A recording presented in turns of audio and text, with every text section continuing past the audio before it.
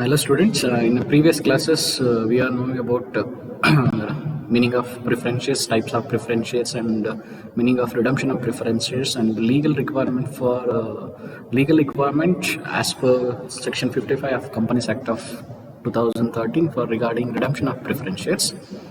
In this class we know about the concept of divisible profits and capital redemption reserves. The company is allowed to redeem preference shares only from two sources, and previously said the company is allowed to redeem the preference shares only from two sources. ಹಿಂದೆ ಹೇಳ್ದಾಗಿನೇ company ತನ್ನ preference ಶೇರ್ಸ್ನ redeem ಮಾಡಬೇಕಾದ್ರೆ two ಸೋರ್ಸಸ್ನ use ಮಾಡ್ಬೋದು ಅಂತ ನಾನು ಹೇಳಿದೆ. They are divisible profit of the company, that is first one is the divisible profit of the company, and from the proceed of fresh issue of shares. And got it, that is not debentures ನಲ್ಲಿ fresh issue ಇದನ್ನ ತಗೊಳ್ಳೋ ಆಗಿಲ್ಲ.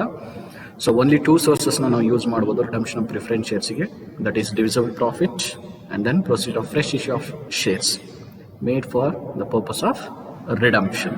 ಈ ಎರಡು ಸೋರ್ಸಸ್ನ use ಮಾಡಿಕೊಂಡು ನಾವು preference ಶೇರ್ಸ್ನ ರಿಡೀಮ್ ಮಾಡಬೇಕಾಗುತ್ತೆ. Coming to that the concept of divisible profit.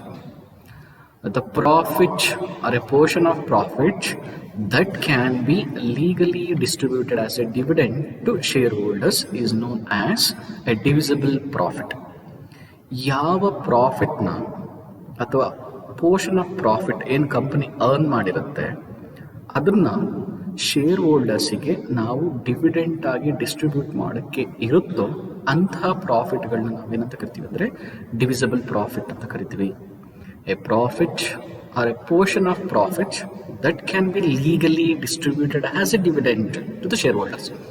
ಇಲ್ಲಿ ಹೇಳ್ತಾ ಇದ್ದಾನೆ profit or A portion of profit that can be legally distributed. So ಒಂದು ಲೀಗಲ್ ವೇಯಲ್ಲಿ, ಒಂದು ಸಿಸ್ಟಮ್ಯಾಟಿಕ್ ವೇಯಲ್ಲಿ ಅದು ಶೇರ್ ಹೋಲ್ಡರ್ಸ್ಗೆ ಡಿವಿಡೆಂಡ್ ರೂಪದಲ್ಲಿ ಪೇ ಮಾಡೋಕ್ಕಿರುವಂಥ ಪ್ರಾಫಿಟ್ ಆಗಿರಬೇಕು. ಸೊ ಅಂತಹ ಪ್ರಾಫಿಟ್ಸ್ನ ನಾವು ಎಂತ ಕರಿತೀವಿ ಅಂದರೆ ಡಿವಿಸಿಬಲ್ ಪ್ರಾಫಿಟ್ಸ್ ಅಂತ ಕರಿತೀವಿ. For example, general reserves, profit and loss appropriation account, in that bracket credit balance, profit and loss appropriation account credit balance ಅಂದ್ರೆ that's a net profit ಆಗುತ್ತೆ ನಮಗೆ, and then the reserve fund etc. So ಈ ಥರ ಇರುವಂಥ ಪ್ರಾಫಿಟ್ಸ್ಗಳನ್ನ ನಾವು ಏನಂತ ಕರಿತೀವಿ ಅಂದರೆ ಡಿವಿಸಿಬಲ್ ಪ್ರಾಫಿಟ್ಸ್ ಅಂತ ಕರಿತೀವಿ. That can be distributed as a dividend to shareholders. That means shareholders have a rights on that profits. So ಇದನ್ನು ನಾವು ಡಿವಿಸಿಬಲ್ ಪ್ರಾಫಿಟ್ಸ್ ಅಂತ ಕರಿತೀವಿ. So coming to the concept of capital redemption reserve account. When redeemable preference shares are redeemed out of divisible profit, so divisible ಪ್ರಾಫಿಟ್ನ use ಮಾಡಿಕೊಂಡು ನಾವು preference ಶೇರ್ಸ್ನ redeem ಮಾಡ್ತಾ ಇರಬೇಕಾದ್ರೆ a sum equal to the nominal value, that is excluding redemption premium, ಇಲ್ಲಿ redemption ಪ್ರೀಮಿಯಂನ ಬಿಡಬೇಕು, must be transferred to a reserve account called capital redemption reserve account. ನಾವು ಯಾವಾಗ ಡಿವಿಸಿಬಲ್ ಪ್ರಾಫಿಟ್ನ ಯೂಸ್ ಮಾಡಿಕೊಂಡು ಪ್ರಿಫರೆನ್ಸ್ ಶೇರ್ಸ್ನ ರಿಡೀಮ್ ಮಾಡ್ತಾ ಇರ್ತೀವಿ ಅಂಥ ಸಂದರ್ಭದಲ್ಲಿ ದ ನಾಮಿನಲ್ ವ್ಯಾಲ್ಯೂ ಏನು, ದಟ್ ಮೀನ್ಸ್ ಫಾರ್ ಎಕ್ಸಾಂಪಲ್ ಈಗ 50,000 rupees ಅಷ್ಟು ಪ್ರಿಫರೆನ್ಸ್ ಶೇರ್ಸ್ನ ನಾವು ರಿಡೀಮ್ ಮಾಡ್ತಾ ಇದ್ದೀವಿ ಅಂತಂದರೆ the nominal value of preference share is 50,000 rupees. That 50,000 rupeesನ ನಾವು ಡಿವಿಸಿಬಲ್ ಪ್ರಾಫಿಟ್ನ ಯೂಸ್ ಮಾಡಿಕೊಂಡು ರಿಡೀಮ್ ಮಾಡ್ತಾ ಇದ್ರೆ ದಟ್ 50,000 ಅಮೌಂಟ್ ಏನಿದೆ must be transfer to a reserve account called capital redemption reserve account. So ಈ ಕ್ಯಾಪಿಟಲ್ ರಿಡಂಪ್ಷನ್ ರಿಸರ್ವ್ ಅಕೌಂಟ್ ಅನ್ನೋದು ಯಾವಾಗ ಕ್ರಿಯೇಟ್ ಆಗುತ್ತೆ ಅಂತಂದರೆ when we are going to redeem the preference shares out of divisible profit.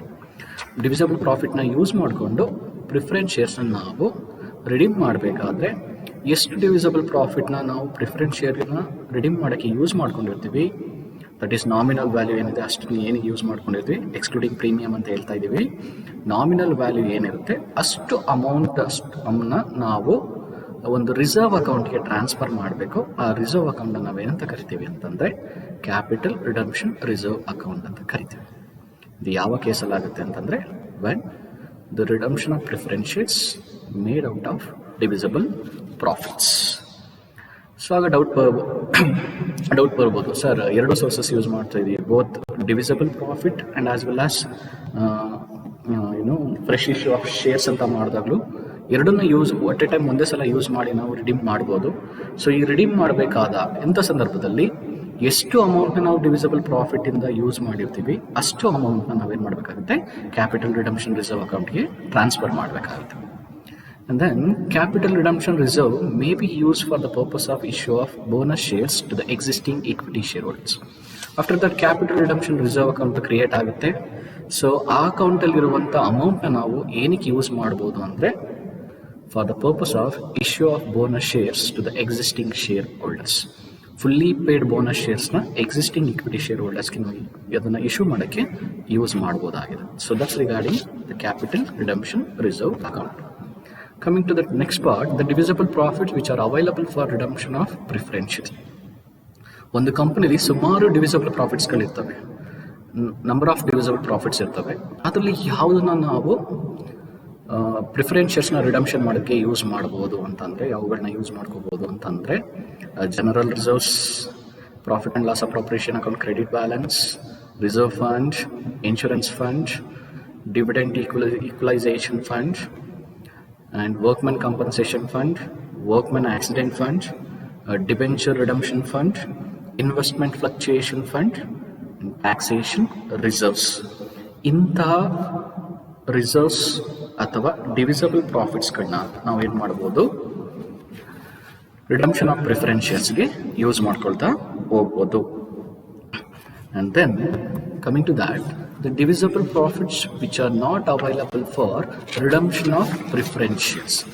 So ಇದುವರೆಗೆ ಈಗ ನಾವೇನು ಮಾಡಿದ್ವಿ, ಪ್ರೀವಿಯಸಲ್ಲಿ ಏನು ತಿಳ್ಕೊಂಡ್ವಿ ಅಂತಂದರೆ ಯಾವ ಡಿವಿಸಿಬಲ್ ಪ್ರಾಫಿಟ್ಸ್ಗಳನ್ನ ನಾವು ರಿಡಮ್ಷನ್ ಆಫ್ ಪ್ರಿಫರೆನ್ಸ್ ಶೇರ್ಸ್ಗೆ ಯೂಸ್ ಮಾಡ್ಬೋದು ಅಂತ ತಿಳ್ಕೊಂಡಿದ್ವಿ. ಸೊ ಈ ಇದರಲ್ಲಿ ಏನು ತಿಳ್ಕೊತಾ ಇದ್ದೀವಿ ಅಂದರೆ ಯಾವ ಡಿವಿಸಿಬಲ್ ಪ್ರಾಫಿಟ್ಸ್ಗಳನ್ನ redemption of preference sharesಗೆ ಯೂಸ್ ಮಾಡುವಾಗಿಲ್ಲ. That is the divisible profits which are not available for redemption of preference shares.